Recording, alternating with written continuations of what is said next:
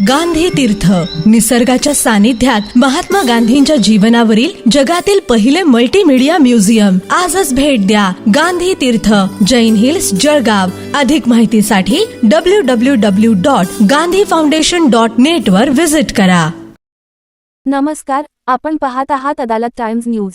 जळगाव. प्रतिनिधी. पावसाळा अगदी तोंडावर येऊन ठेपला असताना जळगाव शहरातील नालेसफाई आणि आपत्ती व्यवस्थापनाच्या कामांचा प्रत्यक्ष आढावा घेण्यासाठी महापौर दीपमाला काळे शनिवारी सकाळीच शहरातील विविध भागांमध्ये भेटी देत त्यांनी नाल्यांची पाहणी केली, नागरिकांच्या समस्या ऐकून घेतल्या आणि हलगर्जीपणा करणाऱ्या अधिकाऱ्यांची चांगलीच कानउघडणी केली. संभाजीनगर चौक, विवेक कॉलनी आणि रविराज कॉलनी परिसरात पाहणीदरम्यान नाल्यांवरील अतिक्रमणे, वायरिंगचे जाळे आणि अस्वच्छतेची गंभीर परिस्थिती महापौरांच्या निदर्शनास आली.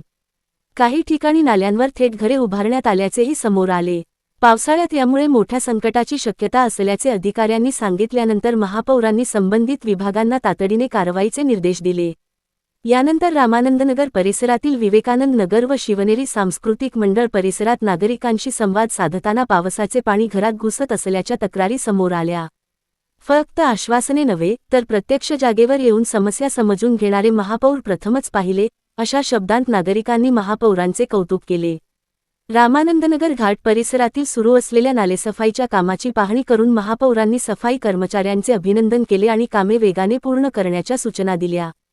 प्रभाग क्रमांक 11 मधील खंडराव नगर येथील रेल्वे पुलाजवळील नाल्याची पाहणी करताना पावसाळ्यात निर्माण होणाऱ्या आरोग्यविषयक धोक्यांबाबत चिंता व्यक्त करण्यात आली.